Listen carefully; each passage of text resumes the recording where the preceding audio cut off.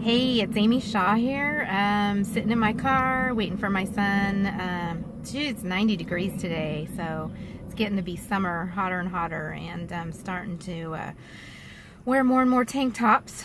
So as I'm looking and seeing myself in the front-facing camera, I'm seeing that a lot of my tattoo is showing today. So there you go. If you're wondering what that is, it's not a shirt. That's my tattoo. These are the hands of Christ. With nail holes in the wrists, not in the hands. And there's a swirl on this side. This side's the ocean side. The other side's the jungle side. It's a giant ribbon that wraps down and goes covers my entire front of my body. So there you go. There's a little sneak peek. Anyway, what I wanted to talk about today, something that's on my mind, is this idea of ascension, because I've been hearing this. It's like this little buzzword in the New Age community. I've been hearing it for, 4 or 5 years now? Ascension.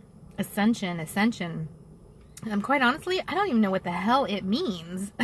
So I really wanted to talk about that because I got an email recently from somebody, and she was asking me or telling me, talking to me about ego death.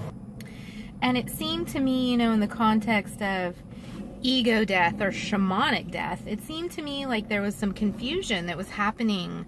I think that a lot of people are perhaps confused, or at least they maybe have a different understanding than what I have. My understanding is that we need our ego. Our ego is like the driver of the bus, and it helps to integrate, our spirit and our soul with our physical body, our sense of self, the astral body, all these, aspects of the constellation of who we are.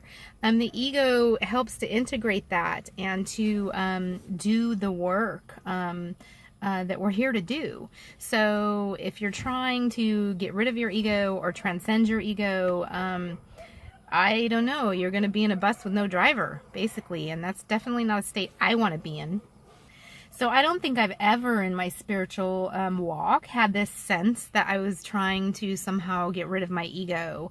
Maybe ego in the sense of pride, which is a different thing. Pride is not ego. Yeah, so that's very different than when we say somebody has a lot of ego, and what we're really meaning is that they're very arrogant or they're very prideful or that type of thing. So that's not what I'm talking about. I'm not talking about that. I'm talking about the actual structure of the ego as the driver of the bus, the sense of self, of knowing self, and the key player in doing the work that we're here on this earth to do. So it shouldn't be, in my understanding, it shouldn't be a goal to become egoless or to not have an ego. And the shamanic death, although it is in essence an ego death, it's a layer.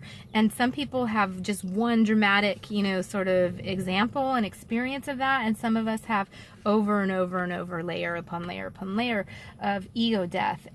But there has to be a rebirth process. And the rebirth process isn't an egoless. It's not like, oh, my ego died and I'm reborn and now I'm something else. I'm not human. I no longer have an ego. It really isn't. To me, that's not been my experience. And so some people think that, well, the ego death is a necessary aspect of ascension.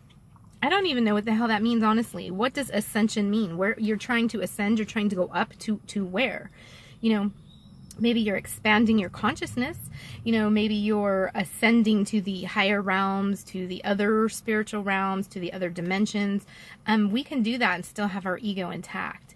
And if we're trying to do that, and go from being like this, having a human experience, to being in an ascended state all the time, then what the hell did you even come here for? Why did you even incarnate on Earth? That doesn't make sense to me personally, and my spirituality and how I understand why I'm here. I didn't come here to go through all this to try to escape it through ascension. Now, I'm not saying that I don't think that as human beings our consciousness isn't evolving. Of course it is. It's a natural process. I think our consciousness is evolving. I think that our integration processes are evolving. But I don't think that we are collectively ascending to some other sort of dimension where we're going to cease to exist in the third dimension altogether, at least not anytime soon. If it's going to happen, if something like that's going to happen, it's going to be catastrophic and sudden. It's not going to be something that we're here in our lifetimes doing work to achieve, in my personal opinion. But, you know, it's the difference between, I would say, myself and perhaps people that are a little bit more new agey in their beliefs and their philosophies. And I don't really always understand that. A lot of that to me feels very heady, and I don't understand it. You know, I can honestly say that my biggest sort of teacher, my biggest example, in all honesty, is Jesus. He came to serve people and to help people, and his feet were on the ground, and he just loved people, forgave people, and that's really, I feel like I'm here to serve humanity. And please don't get me wrong, I'm not saying that I'm Jesus, and I'm not saying I have your savior complex or any of that. I'm just saying that of all the teachers, you know, he's an example to me, and taught me a lot about having a servant's heart. So having a servant's heart means being here and being present with people. You know, with people that are struggling, people that are hurting, people that, you know, are desperate, people that are struggling with addictions and all that kind of nasty, you know, unspiritual stuff. It's all human stuff. It's all humans. And it's my opinion personally that we're spiritual beings first and foremost, each and every one of us, and that we came to incarnate on this planet in this dimension to have a human experience. So I'm not trying to transcend that human experience in any way. I think that the work that we do in our human incarnations, each time we incarnate, it carries over into the next life, you know, in this sort of cumulative way that we continue to work on our development, you know, of our soul. And so I don't really understand. I don't really understand this concept of ascension, of why people are trying to ascend or believe they're ascending, or what that even really means.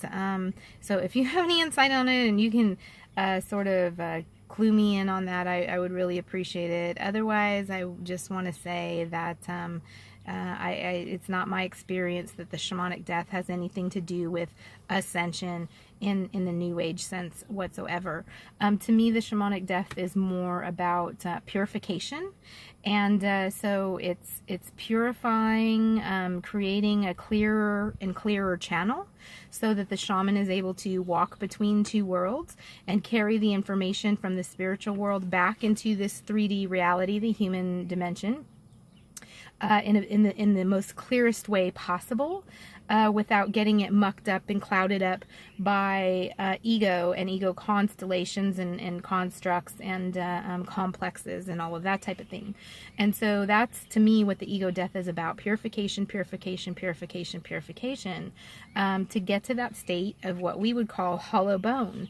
Yeah, and I don't see how that has anything to do with ascension per se, unless I'm misunderstanding. So again, if you have something that you can add to that to sort of clue me in on how ascension is related to ego death or shamanic death in some way, or you can clue me into, you know, these ideas of we're all ascending and we're all having, you know, ascension symptoms and all of this, I would appreciate it. I'd like to really know about that.